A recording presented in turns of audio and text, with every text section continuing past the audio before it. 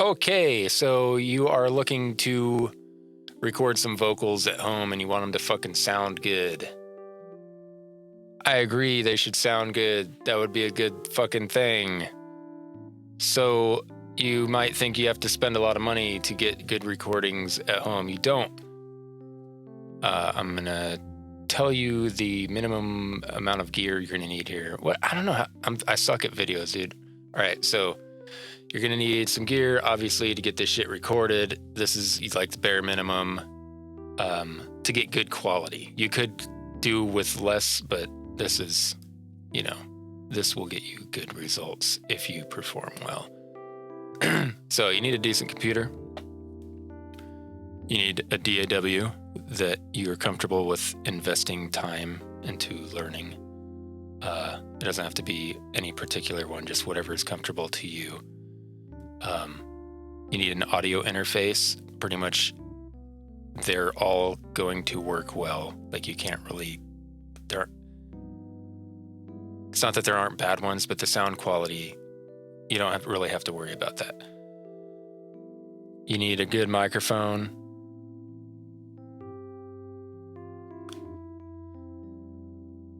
Not like super expensive. You just need a good microphone. This one is $100. It's fucking good. I would be totally cool with using this on a fucking track. No problem. You need a pop filter, mic cable, and a mic stand, and some room treatment. So that's however many things that is. I'm going to recommend a few particular items. You can take them or leave them, whatever. You can do your own research. I really don't give a fuck. We've got, all right, so a computer, I'm not going to recommend any particular computer because that changes all the fucking time. Basically, at one point, my computer that I produced music on was like a $300 tower thing that I got at Best Buy, and it did the job.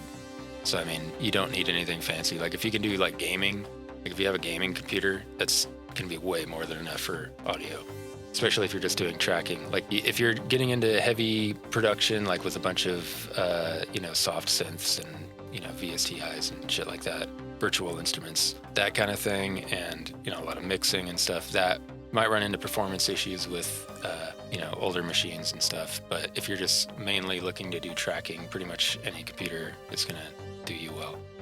So yeah, DAW, just whatever you're fucking comfortable with, because that's the most important thing. If you're hoping to collaborate with producers or whatever, it's super easy to just, any DAW can output files that can be imported into any other DAW. So like, unless you specifically want to be able to just trade actual session files, it's the most important thing is how intuitive the program feels to you, like by fucking far. Don't listen to anybody who tells you that you need to use a specific DAW because they're full of shit.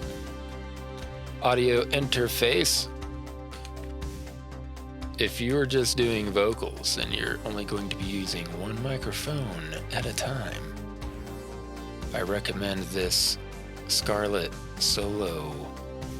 It's like $100. And the sound quality is fucking, it's fine, dude. And I don't mean fine like just good enough. Like you're not really going to hear a massive difference between the preamp on this and like, a $3,000 fucking whatever the fuck. That's like, 5% of your fucking tone. Not even 5%. I wouldn't even say that. So like, this will be fucking fine. It's like $100. It also has an instrument input for like a guitar or whatever. So this is also really cool for guitar and bass. So, I mean, yeah, it's pretty rad. $100. And the other one, the 2-channel one, I think is like $150. So wait, let's look it up real quick. I have a computer with a fucking browser. $120. Okay, so I was a little bit off. It's $120, but still, that's a good deal. You're gonna get good sounds. with this. I suck at videos. I don't know if you fucking noticed that yet, but I don't know what the fuck I'm doing at all. I don't know, just trying to figure shit out, I guess. Water is good. Okay, so the next thing, a good microphone. I recommend this thing that I'm fucking speaking into right now. It's the Rode PodMic. I mean, you may have already seen where it says PodMic on the back, yeah? I think they designed it mostly for podcasting sort of stuff. So like this, I guess what I'm doing right now, kind of. But it actually sounds pretty similar to this guy, which is quite a bit more money. It's like $400, $450, something like that. Let's look it up. $400. This one's like $400, and it is. I do really like it. It's very nice. I'm not gonna say it's like the fucking greatest mic of all time or anything, but it's solid, and it. I feel like it doesn't require a lot of work. I think that's why it's so popular. Like you fucking plug it in and it works on a bunch of different things, including like aggressive vocals and just spoken, basically any fucking vocal stuff.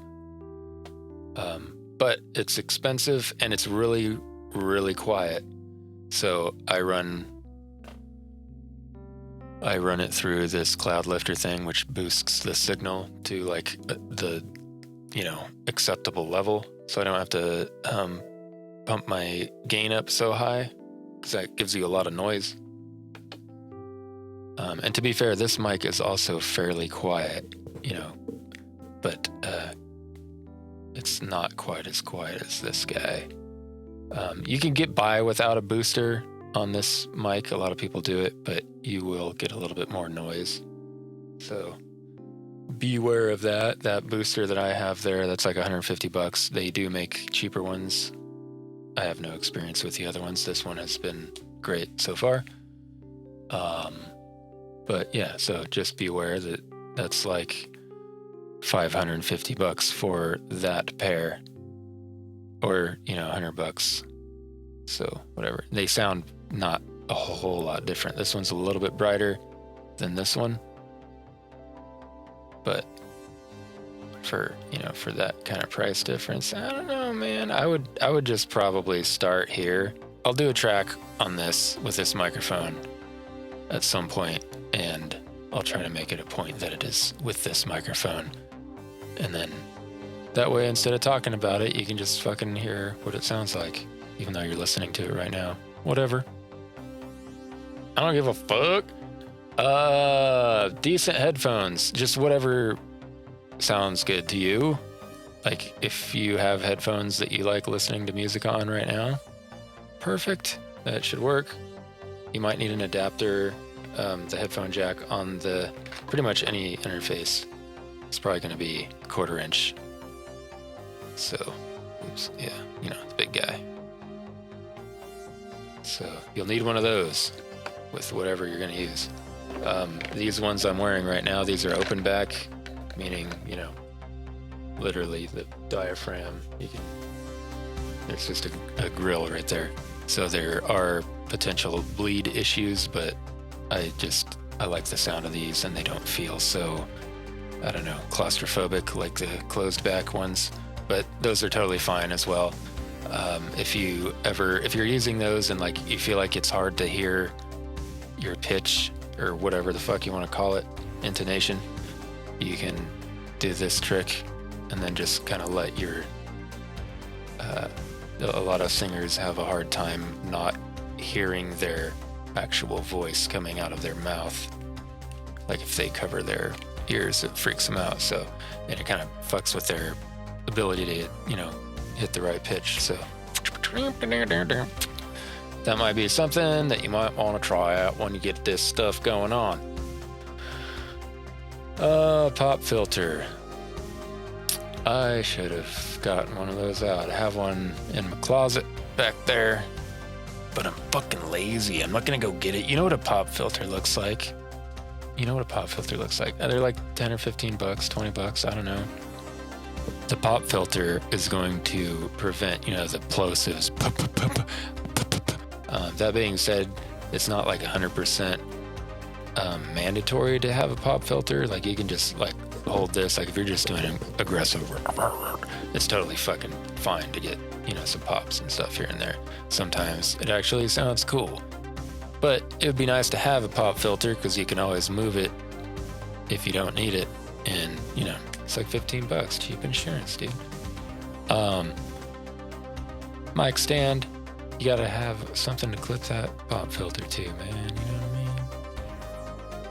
And I like, this microphone is actually cool. I mean, it's on a stand right now. I'm not gonna take it off, but you can, it's that, this one's kind of not that comfortable. It's like really bulky to hold on to. This one is much more comfortable. So like you totally can't, like if you don't want the pop filter, you just want to hold the fucking thing, that's totally cool. You could do that, but it's usually pretty nice to be able to have something to just have the microphone on. And be aware that this one does not have a shock mount, so you will need to be careful. Like, you know, if you're stomping around next to the microphone stand, you're going to get a lot of bumps and stuff in this microphone. I think it might, I'd have to look at the manual, but it might have some internal shock mount stuff, but still, you're still going to hear that. I mean, like, you can hear that ring. That's me tapping on my desk, which is, you know, what this thing's mounted to. This also has an internal shock mount, but still, you know, it's just something to be aware of. Spending too much time on that fucking topic. So headphones, decent mic cable. Obviously, you need to be able to connect your microphone to your interface. I'm not gonna get that out again. Did I already say that? Might have said that already. Mic cable. I don't know.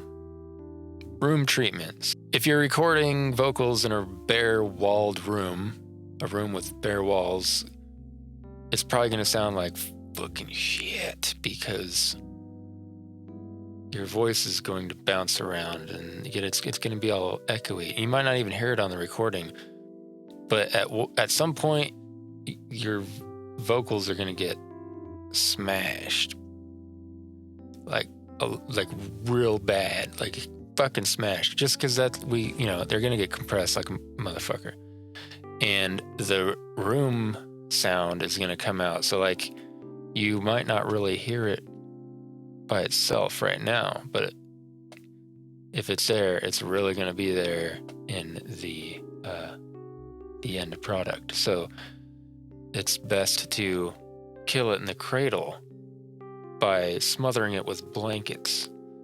And you could do that by just hanging blankets around you, kind of like a vocal booth kind of thing.